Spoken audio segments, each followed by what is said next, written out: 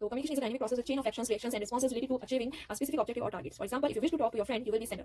यानी कि अगर आप फ्रेंड से टॉक कर रहे हैं तो आप जो है वो सेंडर हैं, and now you will encode your thought और message so that it can be convey to your friend through an appropriate channel. यानी कि आप जो मैसेज और थॉट अपना कन्वे कर रहे हैं अपने फ्रेंड के साथ एक एप्रोप्रिएट चैनल पर, यानी कि कोई भी माध्यम से, जैसे कि फोन हो गया या फिर लैपटॉप हो गया, आप उससे अपने मैसेज भेज रहे हैं अपने दोस्त को। तो इसके लिए चैनल की जरूरत होती है, चाहे वो जैसे कि मैं आपसे कम्युनिकेट कर रही हूँ तो उसके लिए इंटरनेट, यूट्यूब चैनल, इसके द्वारा ही मैं आपसे कम्युनिकेट कर। Chapter 2, process of communication. Communication is a continuous process that we find every day in our daily lives at every stage and every moment. Communication जो है वो continuous process है जो find करता है हमारी every day in our daily lives in every stage, यानी कि every stage में काम आता है, और every moment जो है हमारा communicate ही होता है। जैसे कि हम communication करते हैं अपनी मम्मा से, अपने पापा से, या फिर अपने फैमिली मेम्बर से, आप किसी भी से भी communicate करते हैं तो वो आपका एक communication process है। ठीक है, तो चलिए आगे जानते हैं। The systematic form of this process is termed as communication process. यही सिस्टमेटिक फॉर्म जो है इस प्रोसेस का कहलाता है communication process. In this process the sender transmits the message to the receiver, यानी कि जो सेंडर है वो ट्रांसमिट करता है मैसेज टू द रिसीवर को। There are various other elements in addition to the sender and receiver in the process of communication, यानी कि वेरियस अदर एलिमेंट्स है इसमें जो ऐड करे जाते हैं सेंडर और receiver in the process of communication, यानी कि जो प्रोसेस ऑफ कम्युनिकेशन बनाते हैं। तो how ever part Sarathi has analyse and brought forward the following main elements. ये मेन एलिमेंट्स जो है वो पार्ट सारथी ने एनालाइज किए हैं। क्या क्या हैं? कम्युनिकेटर और sender, second message, third language, fourth medium and fifth communicate और रिसीवर। चलिए आप आगे जान लेते हैं। इतना डिटेल में नहीं समझाऊंगी मैं आपको, बिकॉज वीडियो जो है वो लॉन्ग हो जाएगी। तो आप एक काम कीजिएगा, जो ये अच्छे से आपको समझना है तो मैं अपने टेलीग्राम चैनल पर इसकी PDF जो है आपको दे दूँगी, तो आप वहाँ से अच्छे से समझ लीजिएगा। और उस दिन मैंने चैप्टर 1 की भी नहीं दी थी, तो आज दोनों चैप्टर्स की मैं साथ में देने वाली हूँ, तो वहाँ पर आप अच्छे से इन्हें समझ लीजिएगा और अच्छे से रीड करिएगा, बिकॉज आपके MCQ बेस्ड क्वेश्चन है तो आपको बहुत ही अच्छे से रीड करना होगा इन्हें, क्योंकि MCQ बेस्ड क्वेश्चन के लिए बहुत ही ट्रिकी क्वेश्चन तो नहीं आएंगे, बट फिर भी अच्छे से रीड करके जाइएगा। तो communication is a dynamic process with chain of actions, reactions and responses related to achieving a specific objective और targets. For example, if you wish to talk to your friend, you will be sender. यानी कि अगर आप friend से talk कर रहे हैं तो आप जो है वो सेंडर हैं, and now you will encode your thought और message so that it can be conveyed to your friend through an appropriate channel. यानी कि आप जो मैसेज और थॉट अपना कन्वे कर रहे हैं अपने फ्रेंड के साथ एक एप्रोप्रिएट चैनल पर, यानी कि कोई भी माध्यम से, जैसे कि फ़ोन हो गया या फिर लैपटॉप हो गया, आप उससे अपने मैसेज भेज रहे हैं अपने दोस्त को। तो इसके लिए चैनल की ज़रूरत होती है, चाहे वो जैसे कि मैं आपसे कम्युनिकेट कर रही हूँ तो उसके लिए इंटरनेट, इस यूट्यूब चैनल, इसके द्वारा ही मैं आपसे कम्युनिकेट कर पा रही हूँ। तो यही सब हो जाते हैं जो चैनल है जिससे कि हम एक दूसरे से कम्युनिकेट कर पाते हैं। Your friend who is receiver, जो फ्रेंड है वो आपका रिसीवर है जो आपका मैसेज रिसीव कर रहा है।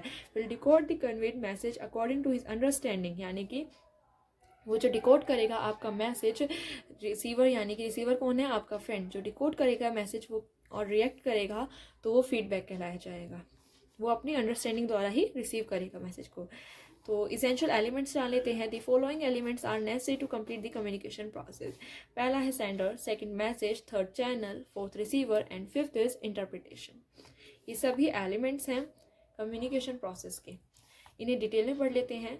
Communicator or sender. The whole process of communicator involves around the sender and on the facts as to who is the sender. यानी कि communicator sender कौन है? जो मैसेज अपना भेज रहा है तो जानना चाहेगा कि कौन है sender. What does he wish to communicate? यानी कि कौन communicate कर रहा है। यानी कि आसान भाषा में समझे तो जैसे कि मैं एक सेंडर हूँ, यानी कि मैं आपसे कम्युनिकेट कर रही हूँ इस चैनल यानी यूट्यूब चैनल के द्वारा, इंटरनेट के द्वारा मैं आपसे कम्युनिकेट कर रही, तो मैं हुई सेंडर, राइट। और मैसेज क्या हुआ? यानी कि जो मैं आपको पढ़ा रही हूँ ये एक तरह का मैसेज है जो मैं आप तक पहुँचा रही हूँ, ठीक है। और third one is medium of communication, यानी कि जिस चीज़ की ज़रूरत पड़ती है हमें कम्युनिकेट करने में, यानी कि मैं आप तक ये जो पहुंचा रही हूँ किसके द्वारा पहुंचा रही हूँ? इंटरनेट के द्वारा। यानी कि इंटरनेट नहीं होता तो शायद ही आप तक नहीं पहुंच पाती, यूट्यूब चैनल द्वारा शायद ही नहीं होता तो आप तक ही नहीं पहुंच पाती, है ना।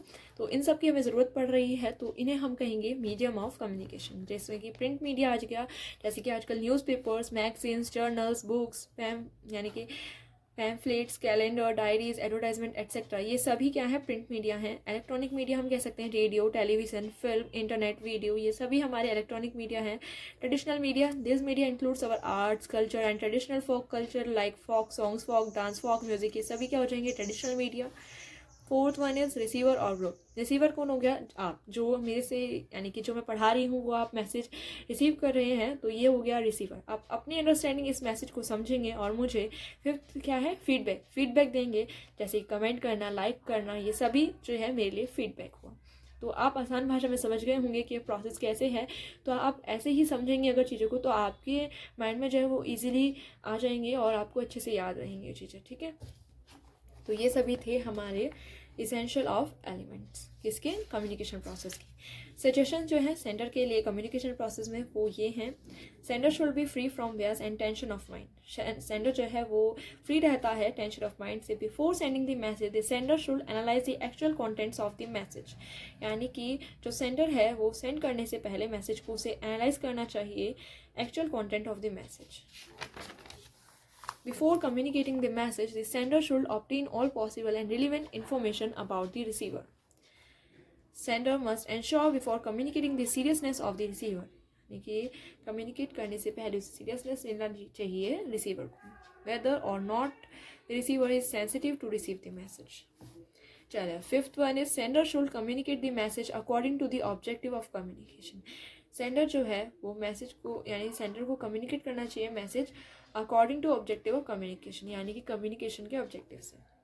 सिक्स्थ है हमारा the signs, cords, gestures etcetera use in communicating, यानी कि जो साइन, कॉर्ड और गेस्चर है ये कम्युनिकेट जो है यूज़ किए जाते हैं कम्युनिकेट, मैसेज को कम्युनिकेट करने में, राइट। सेवंथ वन इज है रिपीटेशन ऑफ मैसेज और content of the message by the sender helps in better expression, यानी कि मैसेज को रिपीट करना और content of the message by the sender, जो मैसेज भेजा जा रहा है सेंडर द्वारा, वो हेल्प करता है in better expression. The content of the message is received correctly, यानी कि जो कंटेंट है मैसेज का वो करेक्टली होना चाहिए, यानी करेक्टली है, received correctly. A proper consistency should be maintain between the communicated thought and actions of communication. अब प्रॉपर कंसिस्टेंसी होनी चाहिए, मेंटेन, कम्युनिकेट यानी कि थॉट जब हम कम्युनिकेट करें। Message communicated by the sender must reach the receiver on time, यानी कि जो भी सेंडर द्वारा कम्युनिकेट मैसेज किया गया है वो रिसीवर को टाइम पर पहुंच जाना चाहिए, ठीक है। अब जान लेते हैं लास्ट वन इज फीडबैक, यानी कि इस चैप्टर का लास्ट बचा है फीडबैक। फीडबैक मैं आपको पहले ही बता चुकी हूँ, और फिर भी अगर आप इसे डिटेल में और पढ़ लेते हैं कि जिससे आपको अच्छे से और पता चलता है कि फीडबैक है क्या। Feedback is the response that is conveyed back to the sender by the receiver, यानी कि फीडबैक जो है वो एक रिस्पॉन्स है, यानी कि जो सेंडर द्वारा भेजा जाता है रिसीवर को। When the sender convey the message to the receiver, यानी कि जो सेंडर है वो कन्वे करता है मैसेज को रिसीवर को, he expects to get the receiver reaction as feedback, यानी कि जो रिएक्शन आता है रिसीवर द्वारा वो कहलाया जाता है feedback. The receiver express his reactions and response after understanding the message, जो रिसीवर है वो एक्सप्रेस करता है अपने रिएक्शंस और रिस्पॉन्स अंडरस्टैंड यानी कि मैसेज को समझकर। This reaction may be favourable और अनफेवरेबल, मैसेज जो है वो फेवरेबल भी हो सकता है और अनफेवरेबल भी हो सकता है। And the same is termed as feedback in the communication process, यही जो है वो फीडबैक में, फीडबैक जो है वही कम्युनिकेशन प्रोसेस कहलाता है, यानी कि जो कम्युनिकेशन प्रोसेस में यही जो मैंने आपको पढ़ाया यही फीडबैक कहलाता है। देखिए समझ लीजिएगा, थोड़ा हो सकता है इसमें गलती हो जाए वीडियो में, तो आप समझदार हैं बिकॉज बीकॉम में आजकल ग्रेजुएशन कर रहे हैं, तो थोड़ी अगर गलती हो जाए मुझसे तो समझ लीजिएगा। तो फीडबैक प्रोसेस, ये फीडबैक एक प्रोसेस है, आप देख सकते हैं, इसे मैं टेलीग्राम चैनल पर भेज दूँगी, तो आप इसे अच्छे से समझ लीजिएगा। यहाँ पर डिटेल में पढ़ाने से लॉन्ग वीडियो हो जाएगी, जिससे कि आप थोड़ा कंफ्यूज भी हो सकते हैं, तो इसे अच्छे से समझ लीजिएगा, मैं अपने टेलीग्राम चैनल पर आपको शेयर कर दूँगी। तो यही था आज।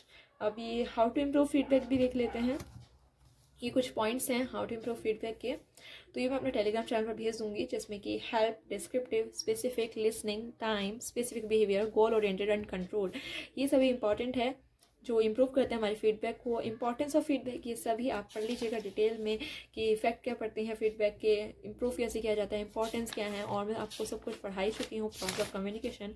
एंड ये इनके लॉन्ग आंसर्स और शॉर्ट आंसर्स हैं, इन्हें भी देख लीजिएगा।